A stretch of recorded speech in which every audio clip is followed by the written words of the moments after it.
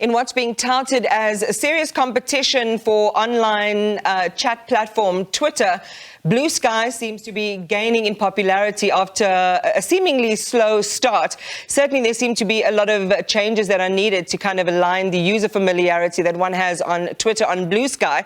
But here it is. And by the way, it is a decentralized social media platform, and it is backed by the former CEO and founder of Twitter, Jack Dorsey. What's it all about, and are you going to get on? SABC News anchor Siphumelele Zondi joins us.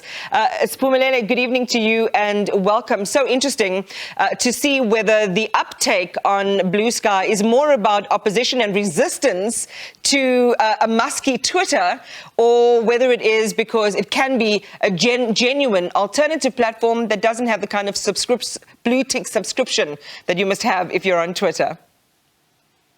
Well, at this stage, it's purely by invites only. So that's the only way you can get on Blue Sky. And as you ask whether it's resistance, and I would say yes, it is resistance because of what Elon Musk has been doing and what people feel is stifling the way Twitter has been working. And a lot of people who got on Twitter were early adopters of Twitter feel that it was good for a very long time until the few regulations that Elon came with. And when people try to sort of like assist on what could be a better way of doing things, Elon reacts by saying, well, you either do it this way or no way at all, to the point that there was a tweet that said, well, you're good and well paying $8 for a cup of coffee, but you're not going to pay $8 a month for the verification badge. So sorry, just pay $8 to keep it. So it would be resistance to what Elon has been doing.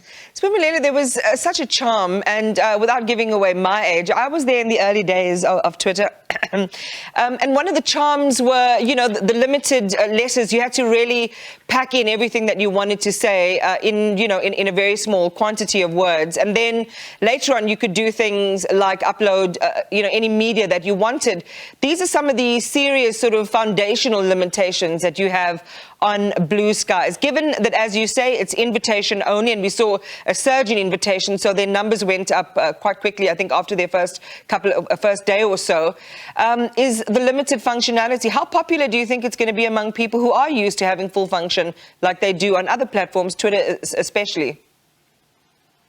I suppose the decentralized way of the way things are running is going to help them figure it out a little bit, because the CEO of Twitter has already said, that's Jay Graber, has already said that there are a few things that are going to change, because some people have reacted to, for example, posts being called skeets, and they were saying they don't like the word skeets. And she said, well, hold on, we're not going to stick to that word.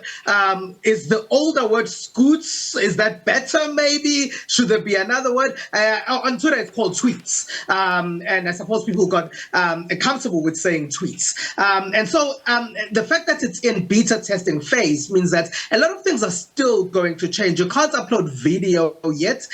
We do know that it was something you couldn't do on Twitter for a very long time. That's what differentiated Twitter from other platforms that came later, like Instagram, like TikTok, which has now become popular, especially with people who are entertainers. And so things will change, and it seems to be a way of collaborating with users in a way that it hasn't before, in terms of what changes are actually needed. Different from Twitter, where Elon is saying, when people say, well, we don't like this, and Elon says, well, do what it is. I don't care that you don't like it. You'll get used to it. This is how things are now. There's a new sheriff in town.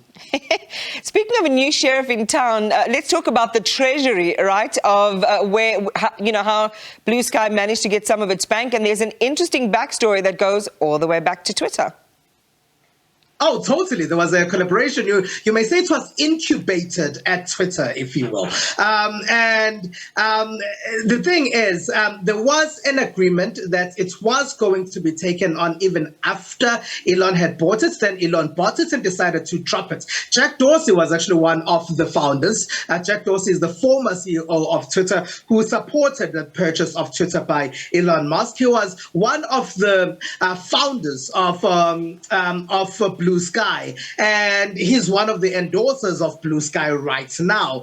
Interestingly, as much as he supported that purchase of Twitter by Elon Musk, and there was $13 million of funding that did come from Twitter. So Twitter did create what is now Twitter's competitor, and what some say is possibly going to be Twitter's biggest competitor going forward, because of the nature of being a platform that limits the number of characters you can use, as Twitter does. It's 300. There's a 300 limitation on Blue Sky.